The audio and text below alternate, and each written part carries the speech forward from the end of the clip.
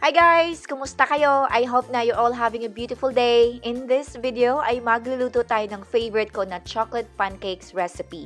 Madali lang itong gawin at masarap. Umpisahan natin sa mga sangkap.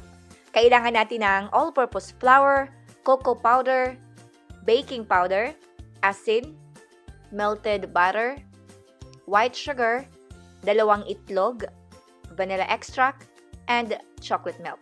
Sa lista ng mga ingredients, kindly check ang show notes down below.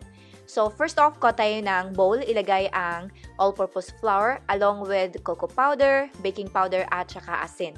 I-mix lang natin ito, and once ma-thoroughly mix na yan, iset aside lang muna natin kasi in a separate bowl, ilagay natin ang melted butter at saka white sugar.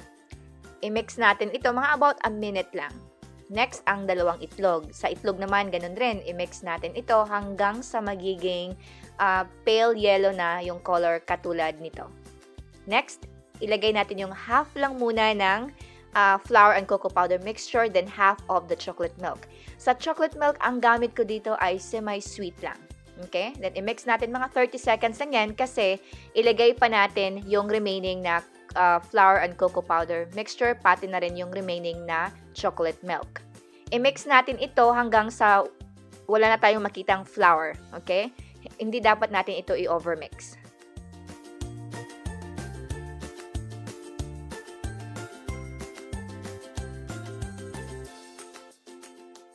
Then once ganito na yung consistency, mag-stop na tayo. And then kuha tayo ng pan. Ang gamit ko dito ay non-stick, pero naglagay pa rin ako ng konting butter lang naman. Once mainit na yan, this is on low to medium heat, okay? Gumamit ako ng ice cream scooper para mas uniform kumbaga yung pancakes. Then once mag-start na mag-bubble up on top, kailangan na natin itong i-flip. So mga about 2 to 3 minutes on each side, low to medium heat. Then just repeat the process hanggang sa maubos na yung batter. Alright? Then that's it. Napakasimple lang, pero I promise you, masarap ang pancakes na ito. Alright guys, that's all for today's video. Thank you for watching.